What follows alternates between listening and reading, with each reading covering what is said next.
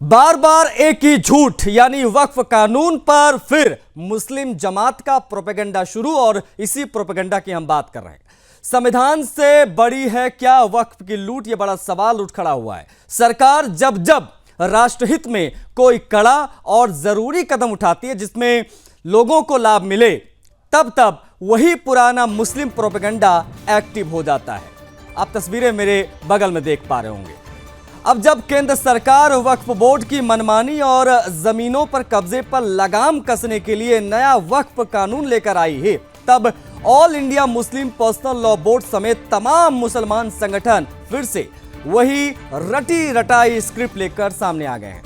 दिल्ली के ताल कटोरा स्टेडियम में वक्फ बचाओ के नाम पर मंगलवार को जो तमाशा हो रहा है, उसे देख देश समझ गया कि असल में यह विरोध नहीं बल्कि वक्फ की लूट को बचाने की जद्दोजहद है।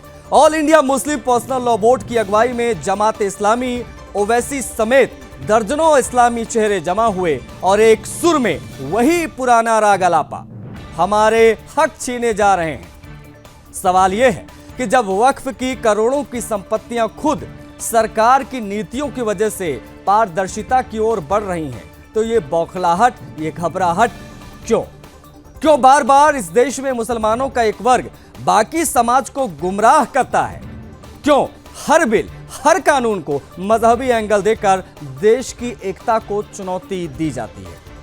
जब उपराष्ट्रपति खुद मंच से कह रहे हैं कि संविधान को चुनौती देने वालों को समझाना होगा, नहीं माने तो कड़वी दवा चखानी हो, तो साफ है कि सरकार अब झूठे आंदोलन और वोट बैंक की राजनीति के आगे झुकने वाली नहीं है। बता दें कि all India Muslim personal law board ने 11 अप्रैल से शुरू किया वक्फ बचाओ अभियान, जिसमें 1 करोड़ हस्ताक्षर जुटाकर मोदी सरकार पर दबाव बनाने की बात कही जा रही है।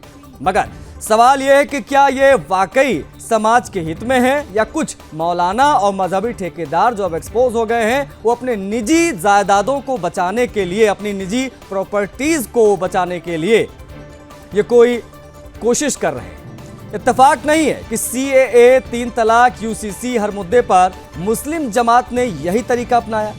डर फैलाओ, भीड़ जुटाओ, झूठ बोलो और वही स्क्रिप्ट वक्फ पर दोहराई जा रही है। देश अब समझ चुका है कि यह विरोध नहीं बल्कि वक्फ के नाम पर वर्षों से चली आ रही एक समानांतर सत्ता और जमीन की बादशाहत को बचाने की आखिरी कोशिश है। लेकिन इस बार जनता भी सजग है और सरकार भी, क्योंकि एक ही झूठ आखिर कब तक चलेगा? क्या प्रतिक्रियाएं आ रही हैं इस आंदोलन की आड़ में, दिखाएंगे आपको। जब सरकार के पास कोई अपनी उपलब्धि नहीं बचती है, अपनी नाकामी छिपाने के लिए नए नए कानून, नई नई घटनाएं करते हैं और कोशिश करते हैं कि जनता उसी में उलझ जाए। आज सुप्रीम कोर्ट पे हमें भरोसा है कि वक्फ बिल पर जो भावना से, जिस जन भावना से सुप्रीम कोर्ट सुन रहा है, हमें उम्मीद है भारत सरकार ने और खासकर भारतीय जनता पार्टी ने जो फैसले लिए सदन में, क्योंकि बहुमत है उनका, बहुमत 500 कर लिया, लेकिन लोकतंत्र में हमें भरोसा है सुप्रीम कोर्ट पर कि वक्फ बिल में जो देश के मुसलमान भाई चाहते हैं उनके पक्ष में फैसला होगा। वक्फ के बारे में, इस संशोधन के बारे में जो विपक्षी दलों के द्वारा एक भ्रम पैदा किया जा रहा है, उस भ्रम के खिलाफ पूरी पार्टी, हम लोग घर घर जाकर जो इस अधिनियम में गरीबों के लिए, समाज के कमजोर तबकों के हित में जो सरकार ने बड़ा कदम उठाया है, उसके लिए हम जन जागरण करेंगे, घर घर जाकर उसकी अच्छाइयाँ बताने का काम करेंगे। विरोध केवल वो लोग कर रहे हैं जो वक्फ की जमीनों पर जिन लोगों ने अवैध कब्जे कर रखे हैं, भूमाफियाओं लोग विरोध कर रहे हैं। ये बिल उन्हीं लोगों से छुटाकर जमीनों को गरीबों के हितों में इस्तेमाल करने के लिए, गरीबों के कल्याण के लिए, समाज के कमजोर वर्गों के इस्तेमाल के लिए ये कानून बना है। तो ये लोग एक तमाशा कर रहे हैं और जितने टीवी चैनल पर इन तमाम जोकरों को लाके बिठा रहे हैं, ये तमाम के तमाम एक सेक्शन हमको बता दो जो जो वक्फ बोर्ड की 70% जमीन पर काबिज है उसको हासिल कर लिया जाएगा। बताओ हमको, आप कोई नहीं बता सकते।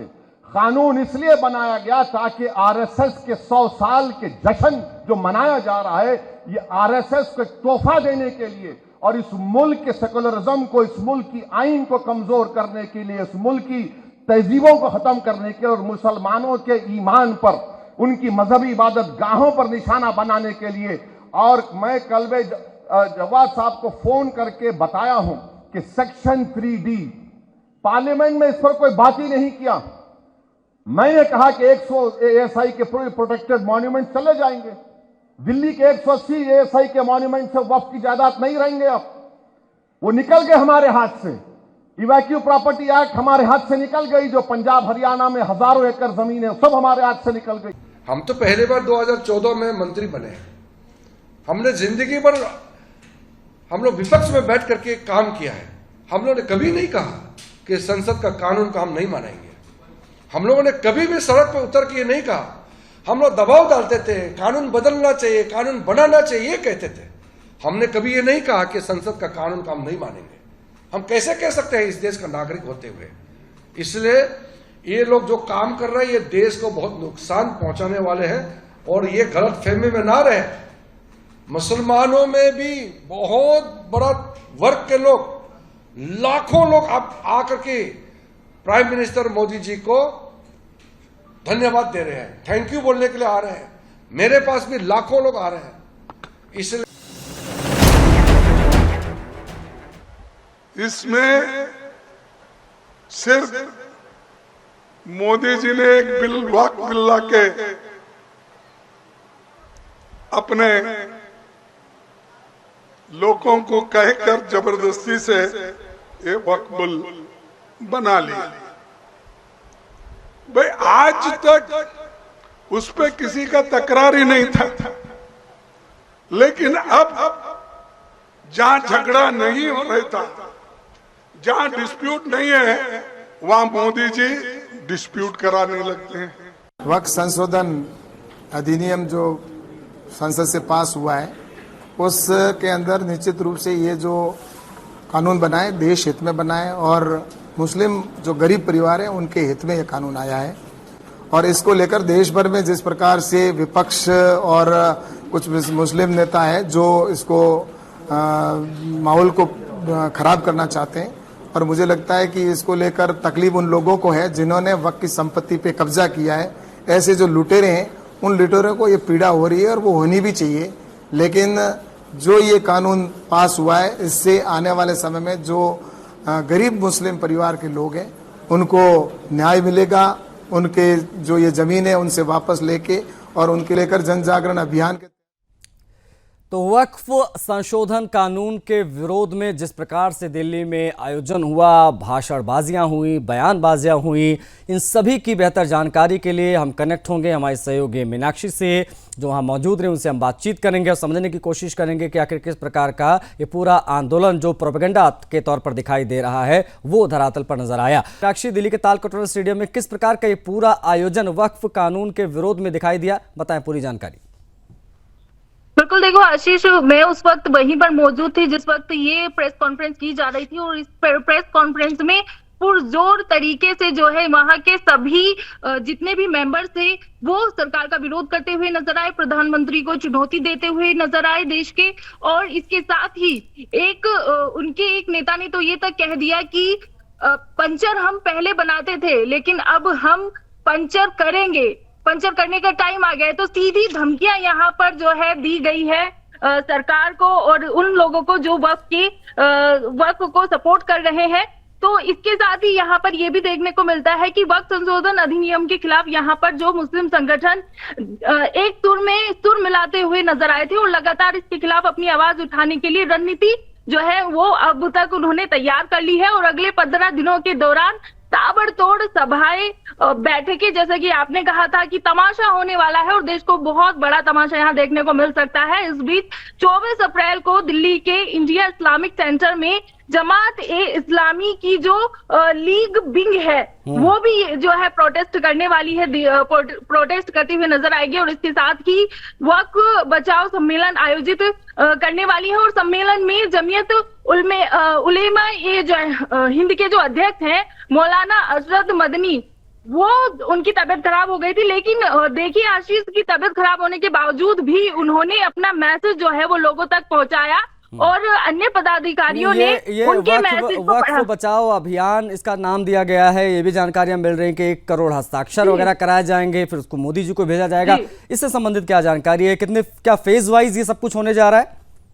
बिल्कुल बिल्कुल आशीष, देखो वक्फ अधिनियम के खिलाफ जो लगातार प्रदर्शन की रूपरेखा है वो तैयार कर ली गई है। 26 अप्रैल को कोलकाता में मुस्लिम संगठनों द्वारा वक्फ बचाओ सम्मेलन होगा। इसके बाद 27 अप्रैल को महाराष्ट्र में मुस्लिम संगठन इकट्ठा होंगे और 30 अप्रैल को पूरे देश में बत्ती गुल कार्यक्रम आयोजित करने की तैयारी की गई है, जिसके तहत देश में तमाम मुसलमान रात 9 बजे अपने अपने घरों की बिजली जो है वो बंद करके अपना ठीक है, मतलब सीधे तौर पर देखा जाए तो सारी चीजें वो तय कर ली गई हैं और इस प्रदर्शन को ये लोग धरातल पर उतारेंगे और एक पूरा प्रोपेगेंडा यहाँ पर रचा जा रहा है। बहुत शुक्रिया मीनाक्षी आपका इन तमाम जानकारियों को साझा करने के लिए, तमाम बातचीत के लिए। इस बुलेटिन में इतना, मुझे आज्ञा दीजिए। जय हिंद।